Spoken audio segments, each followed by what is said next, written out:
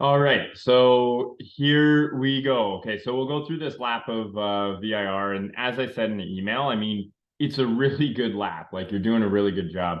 Sorry, this is such a weird setup. I have no screen on my laptop, so I've got this crazy webcam, and I've got this huge friggin' TV that I have to use as my screen and full thing. It's a little bit. I feel like it's my sim setup. It's a little bit Frankensteinish, but yeah. So we'll go through it. I've gone through the lap. I mean, it's a really good lap. And as we've said on the sim, like you're doing a lot of things really, really well. So there's not too much to really critique. I'm more or less going to talk about what we can bring from this lap and bring it into the real world. So this car, I mean, you've got this car dialed in. There's no doubt for a GT4 car, you're friggin' cooking.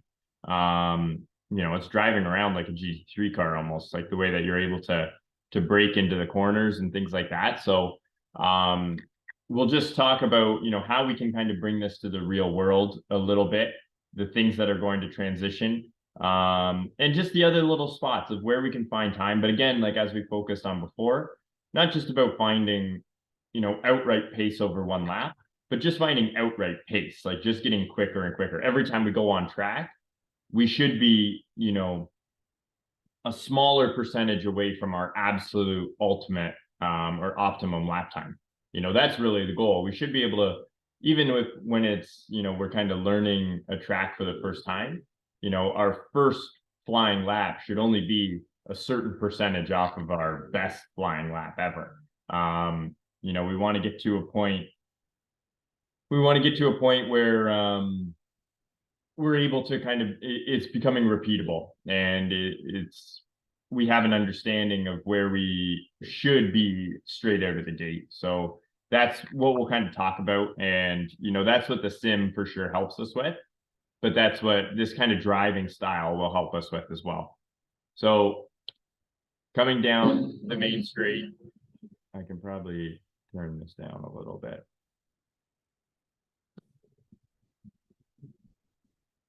Left side of the track, we're using basically the third braking marker as our braking point. So super, super deep on the brakes, super controlled.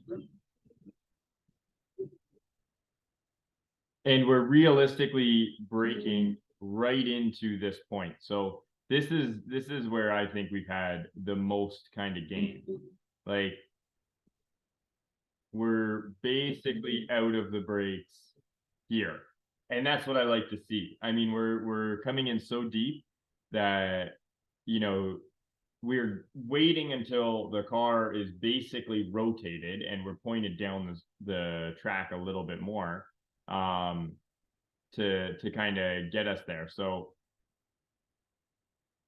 you're on the binders coming right into here, which is really, really nice. And we're on the binders till about this point. So what I will say is like this is why I wanted to kind of do VIR. This is the big learning curve, and this is where you can really see how it pays off.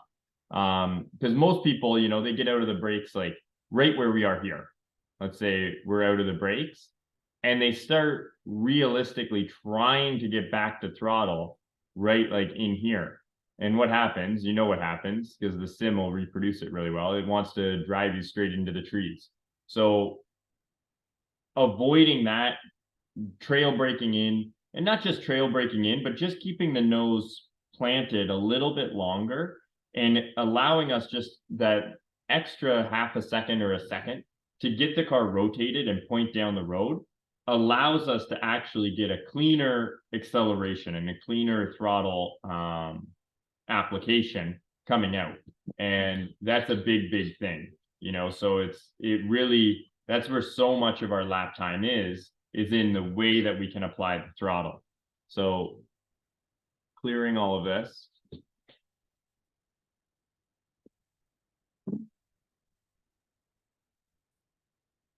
So you see, like when we apply the throttle, we're basically getting back up to full throttle very, very quickly. It's and in the real world, this is how it would be, is we're not fighting wheel spin so much, because like the moment we start getting back to power, and this is where it's perfect.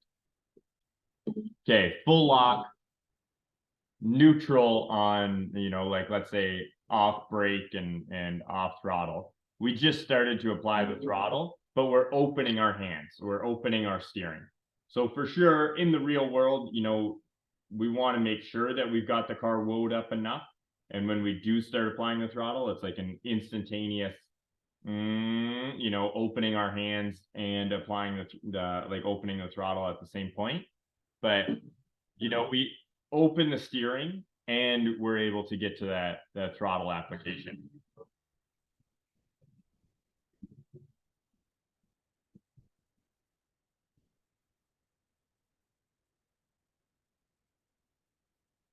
In the real world, we can't use that curb so much, but still, what we do well through here, I'm just gonna adjust this a sec.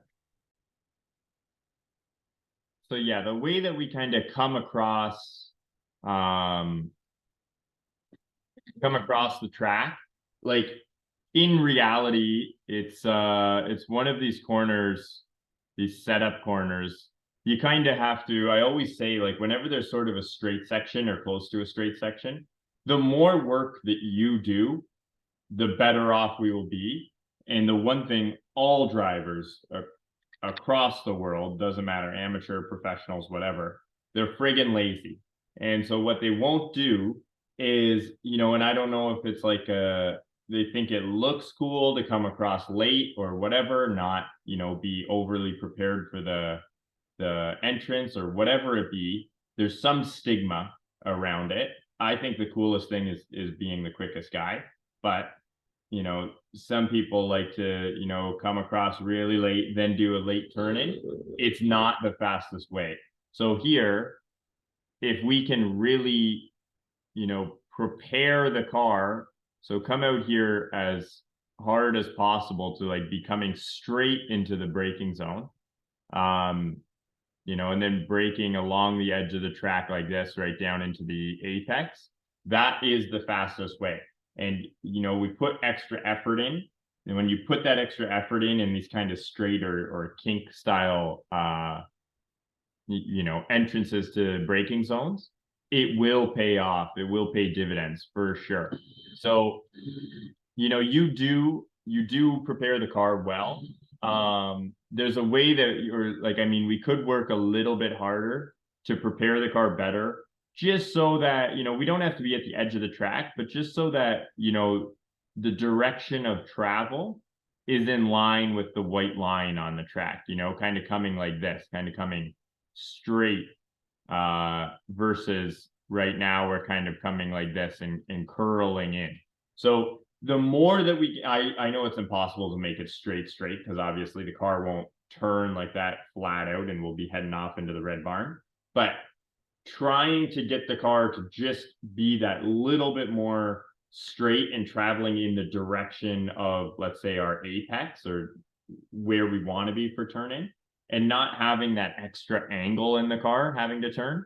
Because think about it, if I'm getting rid of all this, if we're traveling in this direction, let's say, and, you know, our corner and straight is in this direction, in this angle, we have a much more open angle than we do if we're traveling in this direction, right? We're taking it from, let's say, like a 95 or 100 degree angle to like 120, 130 degree angle. And so opening up that corner that little bit more just allows us to carry that touch more speed, and more so, it allows us to just see the corner better. So we can see the apex a little bit clearer. We can be a little bit more confident on our turn in. We can be a little bit more confident on our braking and ease off the braking. Like we can be a bit more aggressive with the car when we open up the corner that bit more. And even if it's 5 degrees more, it means the world.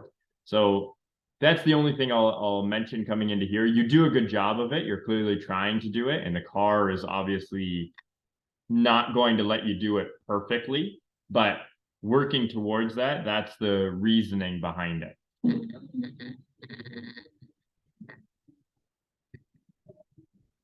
And then I won't talk too much about the apex because I mean, there, like we can't really get into the curb. Like pretty decent sized curve.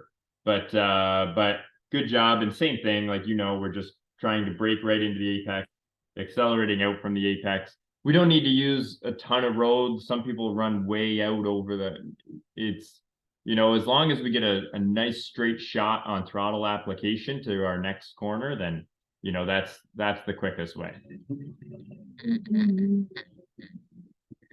Awesome through here.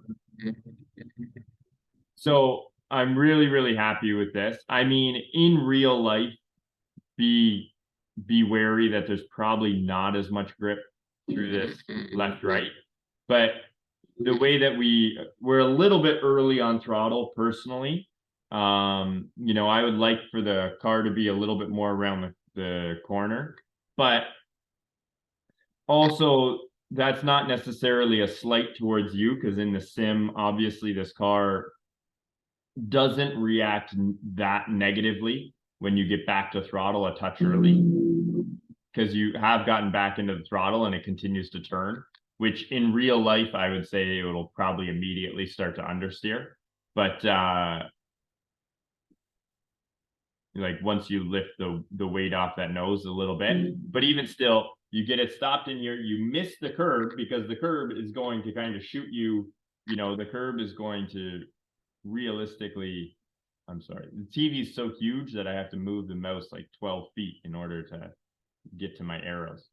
But the curb's going to shoot you in this way, whereas we're kind of cresting around it like this. So I like the way that we're doing it. We missed the curb that little bit. We want to touch it. We want to obviously lay the left front, just touching it a little bit, but so that it doesn't upset the car and shoot us wide. So yeah, really, really nicely done. And keeping it to the left here. In real life, I think we have to keep it to the left like for a beat more, like just 1 second more. So instead of kind of going like this, having to kind of come just this way a little bit more, so that I don't know why we're red here, we should be green. Kind of keeping it over here so that when we come across like this, it is easier to get through this right-hander.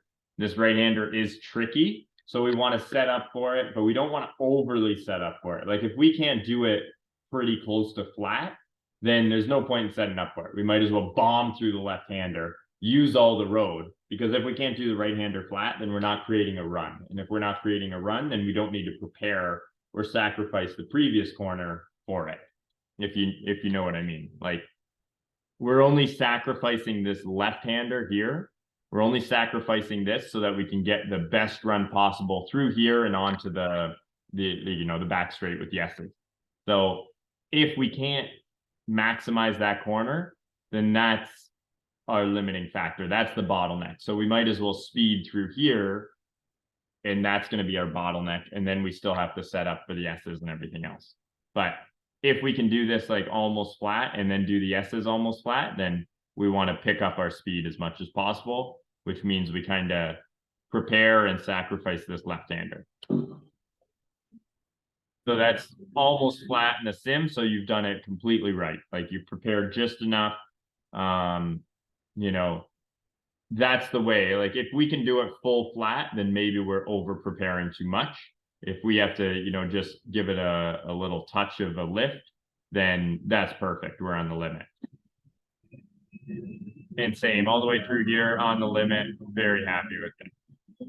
Also, the way that you lifted, like it wasn't a sharp lift, you bled out of it and and bled back into it. That's what you need to do in like a fast kind of switchback. You really need to think about the whole platform. As we're getting into a switchback, we need the car balance. Like, the speed is just creating an arc in our cornering too large for the corner, but the arc is still good. We don't need to like make the arc more acute or anything. We just need to tighten it up a bit. So bleeding out of it keeps the car really balanced. That's the nice way to do it.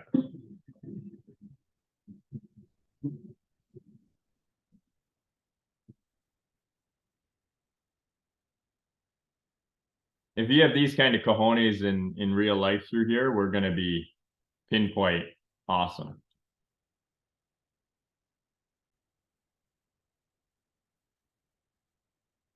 So, and also really good through here. Like we're flat in and then you just lift rather than again upsetting the balance of the car. So really, really good through here.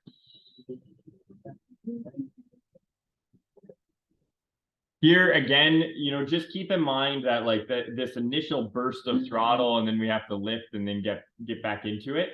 Keep in mind that, again, we still, even though we're traveling quick, like, yeah, we want to try to get back to full throttle as soon as possible, but we're still going to roll it in. So the little hesitation of getting back into the throttle will be a benefit.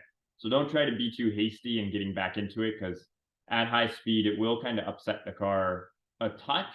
But yeah, I mean, you nailed it through here, but just if we had waited that, half a tenth to get back into the throttle, we would have been cleaner kind of exiting out and just had the car a little bit prepared, a little bit better, so we can have the confidence underneath us.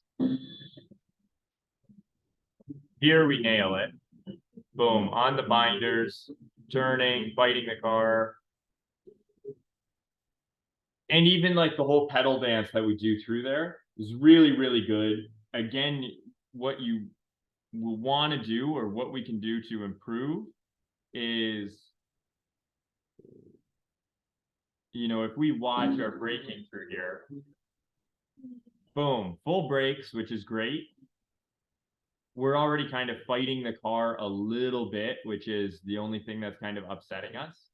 At this point, we maybe held full brakes a touch too long. If we had kind of come to full brake, let's do a little bit. Let's say come to full brake.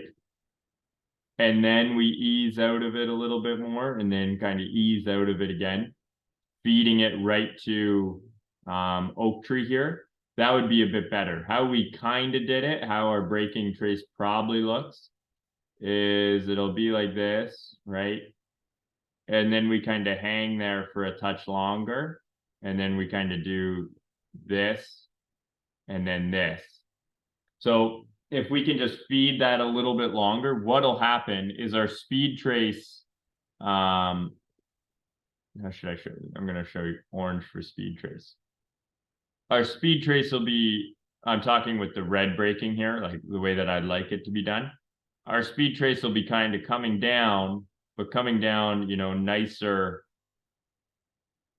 to our apex point, right, right in oak tree, or like over here where like, let's say the apex point here, where we really start to rotate the car. Because we apex, even though the curb is there, we obviously have the car fully rotated by the time we're getting to that apex curb. So getting it over to here. Whereas the way that you've kind of slowed the car down, we're slowing it down like this, but then we kind of have like it comes across like this, and then like this, and then, and then we're kind of here and we're trying to get back to throttle, but we're just at this like minimum speed for a bit long. So that's really the only thing I'd say, if that makes sense. This is our speed trace. This is our brake trace. So just bleeding out of the brake from high pressure a little bit earlier so that the car is a little bit more underneath us. But then here we're still kind of cruising along at a high clip, but we've got the car a touch more underneath us and we're still on the brakes at this point. So here we're getting back to throttle, but I'd like to still be kind of on the brakes and just feeding off of the brakes now, getting it rotated, and not necessarily having that balance of throttle in there. So it was all really good. Like I'm really, really happy with it. The pedal dance is good because it keeps the car underneath you, but just feeding that brake and trying to coast on that brake a little bit more will help. It will allow us to continue to brake late, but we're just carrying our speed a touch deeper into the corner. And then super good out. Super, super good out.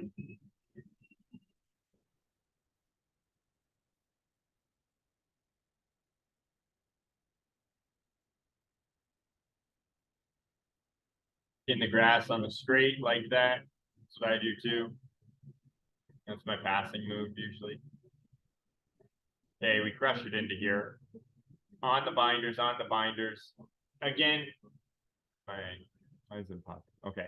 Again, very much like oak tree. Try to just balance the brake a little bit more. So like we went high pressure off back into the pressure. Try to smooth that out, and it'll help us just kind of keep the car underneath us a little bit better.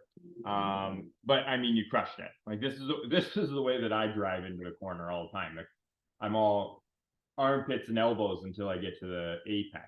But I and that's in real life. But I mean, I do have quick hands and I've relied on that, but it's not perfect. If you can, work that brake pedal a little bit smoother, it'll help us still get right down into our apex speed. Just have the car, all four wheels under us a little bit better.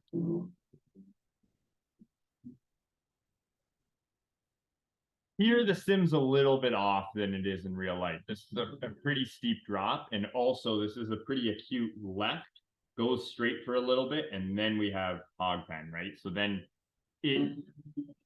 like the sim smooths this out a little bit more, so you can go a lot quicker in the sim than you can in real life.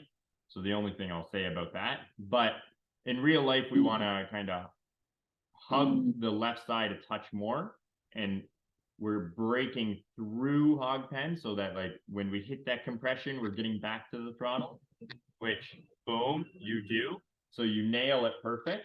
In real life, it's a little bit trickier for sure. But the way that we exit in real life, like we kind of come out to this line a little bit more and then start cutting back. But even still, you absolutely crush it through here. You did it as quick as can be done in the sim, I would say. You really, really nailed it. Very clean line. Altogether, very, very happy with it. Like I say, now it's just, you're traveling quick, you're turning super quick lap times. So now it's just smoothing out those applications. So, we're braking late. One thing that we inherently do as humans when we brake late is we kind of get panicky on the pedals. So we brake late and then we're kind of coming off of it quick and then we're kind of trying to, fight and we're fighting the steering. Once we get comfortable with like the speeds we're traveling, we're then going to kind of, we hammer the brakes. So we apply the brakes really quick. Then we kind of slow down and completely chill out our driving while we're on that pedal. And then we get into the apex and then we're very aggressive on trying to get to the throttle, yet keeping it like a chilled throttle trace. So it's like having that urgency, but being completely non-panic in our driving. That will really be, that's where like the time is left on the table. It's not really, we're not talking lines, we're not talking techniques anymore. We're just talking like smoothing out what we're doing. But yeah, great lap, man. Super stoked for you. Keep them coming. I will have quick turnarounds now that I've got this Frankenstein setup going on. So yeah, just let me know any questions you have.